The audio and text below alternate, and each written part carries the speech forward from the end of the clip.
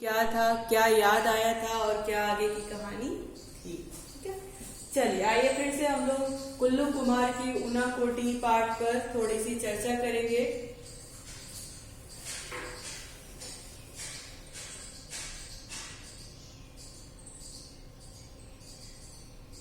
हाँ देखिए, हम लोग यहाँ से पढ़ेंगे कि दिसंबर 1999 में ऑन द रोड शीर्षक के 3 खंडों वाली एक टीवी श्रृंखला बनाने के सिलसिले में जो कुल्लू कुमार थे वो कह रहे हैं कि दिसंबर 1999 में, दिसंबर के महीने 1999 में ऑन द रोड एक शीर्षक है। ठीक है, उसकी 3 खंडों वाली एक टीवी श्रृंखला बनाने के लिए, यानी अगर कोई जैसे टीवी सीरियल होता है तो उसका कोई ना कोई शीर्षक मिलता है, तो उनका शीर्षक क्या था, ऑन द रोड। उनकी 3 पार्ट में एक टीवी श्रृंखला बनाने के लिए 3 पार्ट में उनका ये ऑन द रोड जो कहानी थी उसको 3 पार्ट में बनाने के सिलसिले में वो कहाँ गए थे। मैं त्रिपुरा की राजधानी अगरतला गया। इसके पीछे बुनियादी विचार यानी मेन विचार उनका क्या था, बुनियादी विचार त्रिपुरा की समूची लंबाई में आर पार जाने वाले राष्ट्रीय राजमार्ग 44 से यात्रा करने और त्रिपुरा की विकास संबंधी गतिविधियों के बारे में जानकारी देना था।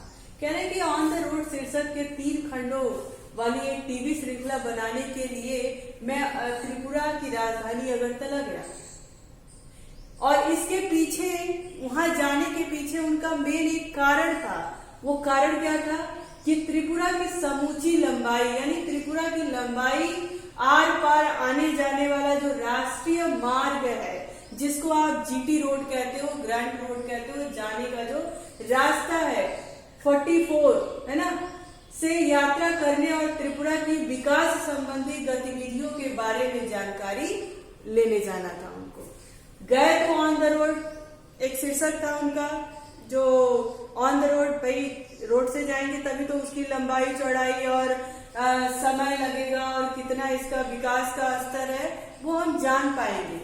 ठीक है, तो कहे कि मैं गया तो इसके 3 खंडों वाली एक टीवी सीरियल की श्रृंखला बनाने के लिए, लेकिन मेरा वहां जाने का मेन उद्देश्य था कि त्रिपुरा की समूची, त्रिपुरा की पूरी लंबाई कितने में त्रिपुरा बसा है, आर पार जाने वाला जो राष्ट्रीय मार्ग 44 है से यात्रा करना और त्रिपुरा की विकास के संबंधी गतिविधियों की जानकारी देना था। अब देखिए आगे क्या होता है।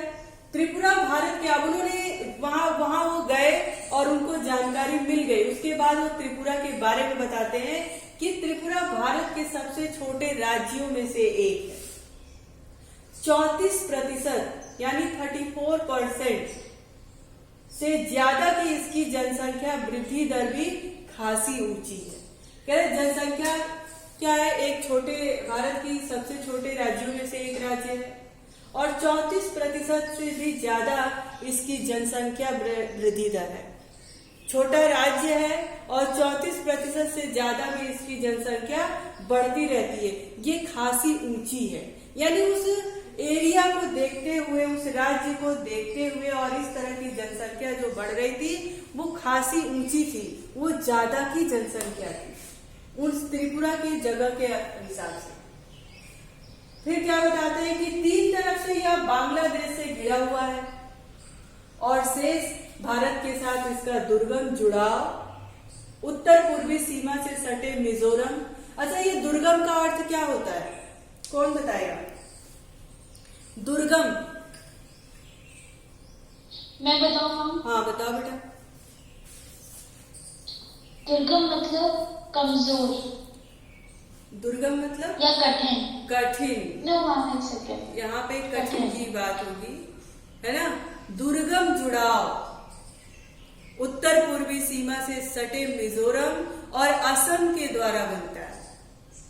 मतलब और जो शेष भारत का साथ है दुर्गम जुड़ाव, ये जो आपस में और जगहों से जो इनका जुड़ाव है उत्तरी पूर्वी सीमा से सटे मिजोरम और असम के द्वारा इनका बनता है। दुर्गम यानी जो मुश्किल से जो जुड़ाव बन पाता है। और जगहों से और राज्यों से त्रिपुरा का जाने का जो रास्ता बनता है वो दुर्गम है, वो आसान नहीं है, कठिन है।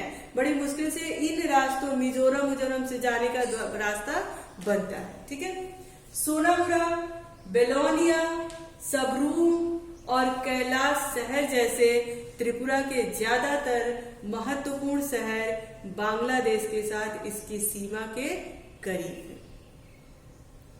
जैसे मान लीजिए कोई देश है, वहां पर हमें जाने के लिए कोई एक मार्ग है और वो मार्ग बहुत ऐसा है कि उसी त्रिपुरा से ही जुड़ सकते हैं, पर्टिकुलर उसी जगह से जुड़ सकते हैं, परंतु उसके आसपास और जगहों से नहीं जुड़ सकते, जाने का एक ही मार्ग हो। लेकिन अगर हम और भी कहीं से जुड़े तो हम दूसरे राज्यों से हो करके उसमें प्रवेश करें, तो उसी को उसने दुर्गम की बात कही। ठीक है, और असम द्वारा सोनामुरा, बेलोनिया, सबरूम और कैलाश शहर जैसे त्रिपुरा के ज्यादातर महत्वपूर्ण शहर बांग्लादेश के साथ इसकी सीमा के करीब है, यानी डायरेक्ट त्रिपुरा के करीब नहीं है, बांग्लादेश होते हुए उसके सीमा के करीब है। यहां तक कि अगरतला की सीमा चौकी से महज 2 किलोमीटर पर है। बांग्लादेश के लोगों को अवैध आवक यहाँ जबरदस्त है। बांग्लादेश के लोगों का अवैध आवक जो मान्य नहीं है, अलग गलत तरीके से आते हैं, वो जबरदस्त है, यानी बहुत ही उच्च सीमा पर है और बहुत ज्यादा ही अवैध तरीके से इनका आवागमन है और इसे यहाँ सामाजिक स्वीकृति भी हासिल है। देखिए, उनका आना अवैध तरीके से है, परंतु क्या है कि उसको सामाजिक स्वीकृति भी हासिल हुई है। यहाँ की असाधारण जनसंख्या वृद्धि का मुख्य कारण यही है और कह रहे हैं कि त्रिपुरा में जो असाधारण तरीके से जनसंख्या वृद्धि हो रही है उसका यही कारण है। क्या कारण है? कि बांग्लादेश से लोगों का अवैध आवक है। असम और पश्चिम बंगाल से भी लोगों का प्रवास यहाँ होता ही है। कह रहे बांग्लादेश से नहीं, असम और पश्चिम बंगाल से भी लोगों का यहाँ पे आना होता है। कुल मिलाकर बाहरी लोगों की भारी आवक ने जनसंख्या संतुलन को स्थानीय आदिवासियों के खिलाफ ला खड़ा कर दिया है। कह रहे ये जो अवैध तरीके से बांग्लादेश से, असम, पश्चिम बंगाल से लोग यहाँ पे ढेर भारी संख्या में आते हैं, तो जनसंख्या बढ़ने का कारण ये है और इसकी वजह से क्या होता है, वहां की त्रिपुरा की जनसंख्या में असंतुलन पैदा होता है और वहां के जो मेन त्रिपुरा के वासी हैं उनको क्या होता है, आदिवासियों के खिलाफ खड़ा कर दिया जाता है। यह त्रिपुरा में आदिवासियों की मुख्य असंतोष का वजह है। जो त्रिपुरा में मुख्य आदिवासी हैं उनके लिए यह असंतोष का जगह है कि कारण है। क्यों कारण है भाई? मान लीजिए कि हमारे पास एक कमरे का जगह, एक कमरा है, उस कमरे में हम 20 लोग रह सकते हैं, पर जबरदस्ती और भी 20 लोग उसमें आकर के रह जाते हैं, तो भाई जिसका वो मूल जगह है तो उसको तो परेशानी होगी ही। वही चीज यहाँ पे होता है। जो त्रिपुरा के आदिवासी हैं, बाहर से आए हुए जनसंख्या के कारण उनको परेशानी होती है और उनके अंदर क्या होता है, मतभेद और दुश्मनी की भावना पैदा हो जाती है। ये आदिवासियों के लिए बिल्कुल असंतुष्ट थे। आदिवासी लोगों के अवैध रूप से आकर के त्रिपुरा में रह जाने से और उनकी वजह से इनको जो परेशानी होती थी उससे आदिवासी हमेशा क्या रहते थे, उनको संतोष नहीं रहता था, वो खुश नहीं रहते थे। अब आगे देखिए,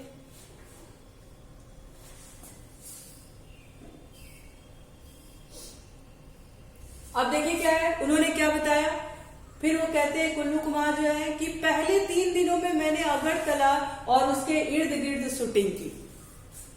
अभी तक तो उन्होंने बताया कि वहां पे कैसे आदिवासी असंतुष्ट थे, उनको संतोष नहीं था।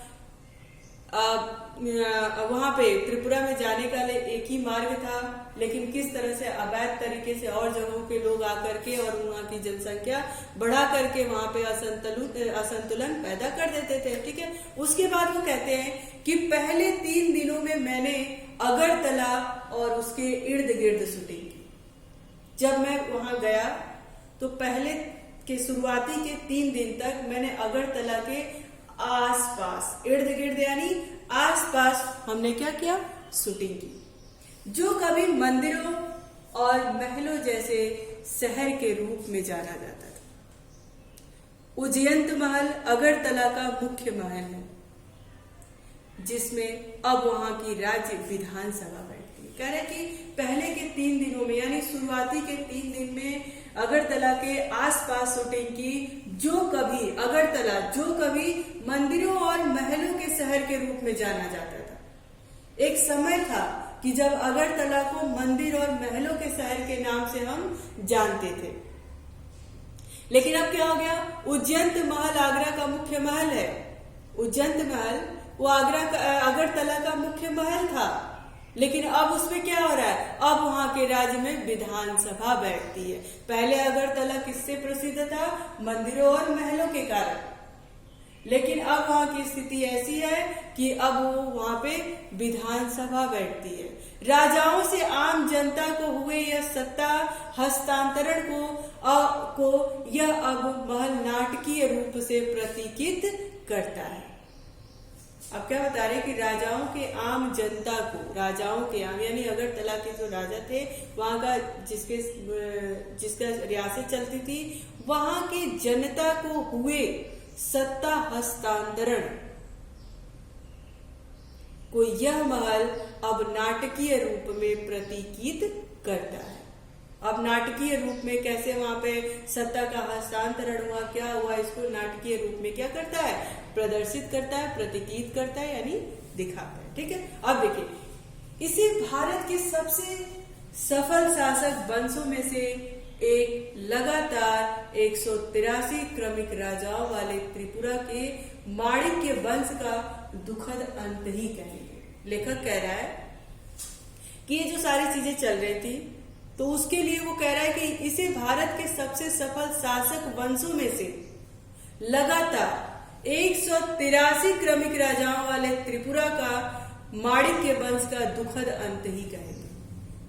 भाई, अब वहां के मंदिरों महलों को गिरा करके वहां पे विधानसभा बन रहा है, उसकी जगह पे कुछ और चीजें बन रही हैं, उसको परिवर्तित किया जा रहा है, तो ये क्या है, माणिक्य वंश का ये दुखद अंत ही कहेंगे इसको। अब देखिए क्या है, त्रिपुरा में लगातार बाहरी लोगों के आने से कुछ समस्याएं तो पैदा हुई हैं, लेकिन इसके चलते यह राज्य बहुधार्मिक समाज का उदाहरण भी बना है। क्या त्रिपुरा में लगातार बाहरी जगहों से अवैध तरीके से लोग आए, वहां पे समस्याएं हुई। भाई, थोड़ी सी जगह में ज्यादा लोग आके बस जाएंगे तो समस्याएं होनी है, तो समस्याएं हुई, लेकिन इसके चलते यह राज्य क्या हुआ, बहुधार्मिक समाज का उदाहरण भी बन गया। अब आप सपोज आपकी क्लास में 20 टेबल है, ठीक है, 20 टेबल पे अगर कोई 20 बच्चे और आ जाए, 40 लोग हो जाए, तो आप लोगों को उस क्लास में बैठने में परेशानी होगी, कंजेस्टेड होगा। लेकिन क्या होगा, वो प्रसिद्ध भी एक तरीके से हो जाएगा। कैसे होगा, अरे 9th A में 9th B में तो इतनी स्ट्रेंथ है, इतने ज्यादा बच्चे हैं, कुछ इसी तरह का वहां पर भी हुआ। ये तो स्ट्रेंथ वाला एक ऐसे जनरल उदाहरण था आपको समझाने का कि छोटी सी जगह पे, त्रिपुरा जैसी छोटे जगह पे अवैध तरीके से जब लोग आते थे तो वहां पे किस तरह से जनसंख्या को लेकर के असंतुलन पैदा हो गया था। ठीक है, अब देखो, अब कहते हैं कि त्रिपुरा में 19 अनुसूचित जनजातियां, कितनी अनुसूचित जनजातियां, 19 अनुसूचित जनजातियां और विश्व के 4 बड़े धर्मों का प्रतिनिधित्व मौजूद है। अगरतला के बाहरी हिस्से पैचार थल में मैंने, अगरतला का बाहरी हिस्सा पैचार थल एक जगह था, मैंने एक खुद सुंदर बौद्ध मंदिर देखा। पूछने पर मुझे बताया गया कि त्रिपुरा के 19 कबीलों में से 2 यानी चकमा और मधु महायानी बौद्ध ये है। ये कबीले त्रिपुरा में वर्मा या म्यांमार के चटगांव के रास्ते आए थे। उन्होंने बताया, जब इन्होंने वहां पैचार स्थल में एक सुंदर बौद्ध मंदिर देखा तो पूछा उन्होंने, तो वहां के लोगों ने, स्थानीय लोगों ने बताया कि ये त्रिपुरा के 19 कबीलों में से 2 है, यानी चकमा और मुद महायानी उस बौद्ध स्थल का नाम था। ये कबीले त्रिपुरा में वर्मा या म्यांमार से चटगांव के रास्ते यहाँ आए थे।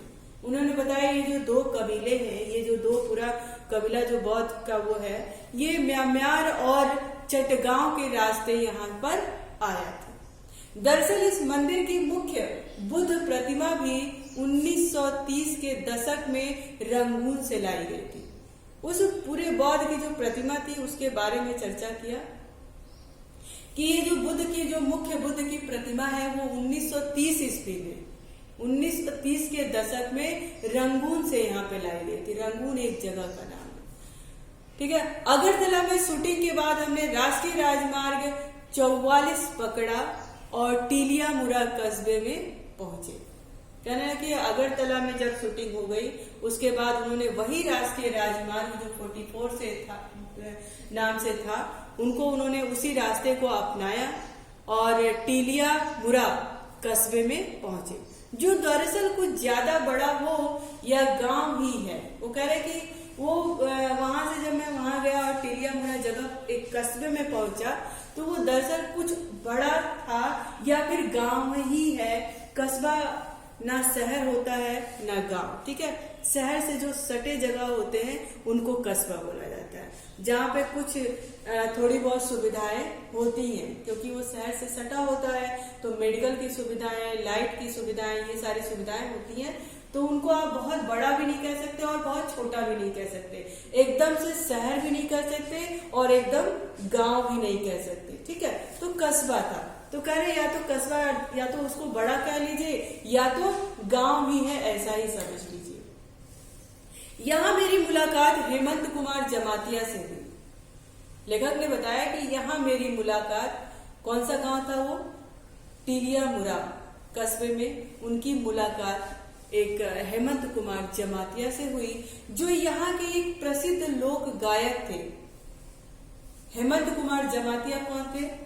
टीलियामुरा गांव कस्बे के एक प्रसिद्ध लोक गायक थे और जो उन्होंने 1996 में संगीत नाटक अकादमी द्वारा पुरस्कृत भी हो गए थे।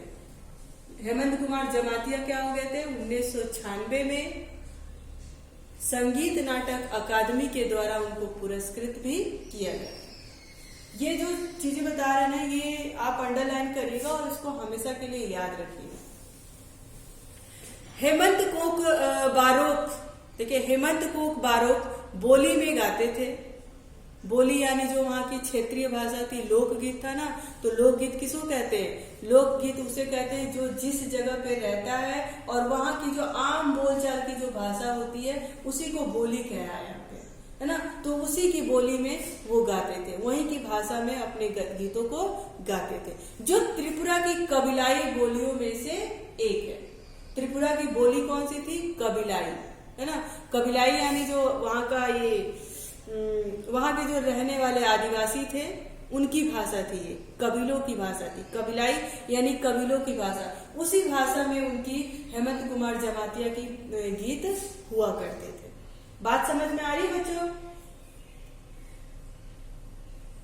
Yes ma'am. हाँ, ठीक है। तो कबीलाई यानी त्रिपुरा की जो आदिवासी थे उनके कबीले में जिस भाषा को बोला जाता था उसी बोली में उनके गाने हुआ करते थे, ठीक है। जवानी के दिनों में वे पीपुल्स लिबरेशन ऑर्गेनाइजेशन के कार्यकर्ता थे, लेकिन जब उनसे मेरी मुलाकात, ये जो जवानी के दिनों में बात की गई है ये हेमंत कुमार जमातिया के बारे में बात हो रही है।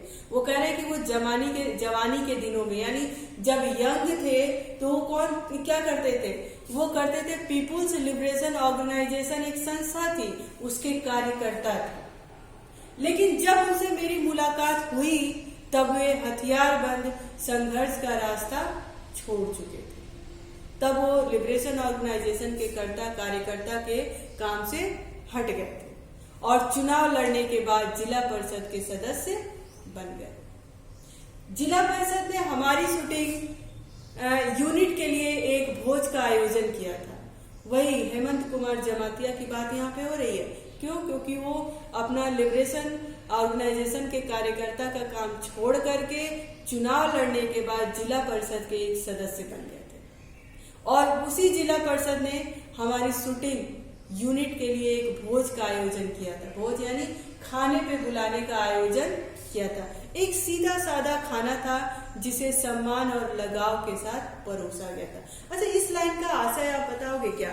एक सीधा साधा खाना था जिसे सम्मान और लगाव के साथ परोसा गया था। इसका इस लाइन का आशय क्या होगा? कौन बताएगा? कौन इसका आंसर करना चाहेगा? हाँ, मैं बताऊं? हाँ, बताइए। एक बार रिपीट करिए। ये है कि जिला परिषद ने हमारी यूनिट के लिए एक भोज का आयोजन किया था।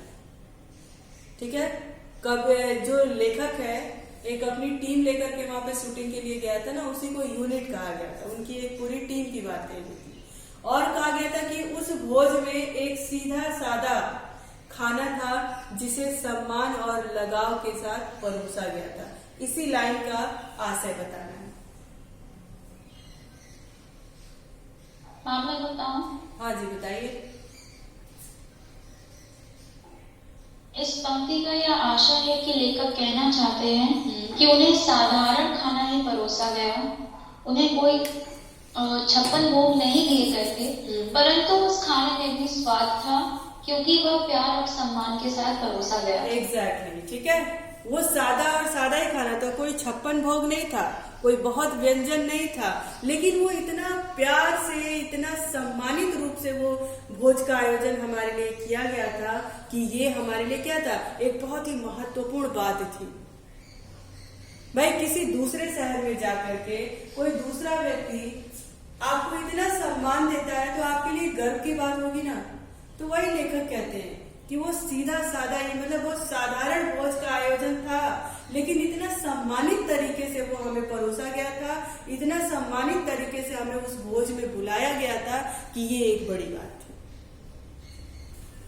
अब देखिए, आगे बढ़ते हैं। हाँ, देखिए, वो क्या था, बहुत ही सम्मानित तरीके से हमें परोसा गया था। भारत की मुख्य धारा में आई मुंहजोर और दिखावेबाज संस्कृति ने अभी त्रिपुरा के जनजीवन को नष्ट नहीं किया। ये जब उन्होंने देखा कि भोज में बुला करके और कितना ही सम्मान उनको मिलता है, तब उनकी एक मन में विचार आता है और वो बताते हैं कि भारत की मुख्य धारा में आई, यानी भारत में जिस तरह का बदलाव आया है कि लोग मुंहजोर और दिखावे जैसी संस्कृति को अपना रहे हैं। यानी मुंहजोर यानी मुंह पे बातें करने वाले, ठीक है, ये मुंह पे आप जैसा और बाह्य आडंबर जैसी संस्कृति बन रही है। लेकिन अभी भी त्रिपुरा के जनजीवन में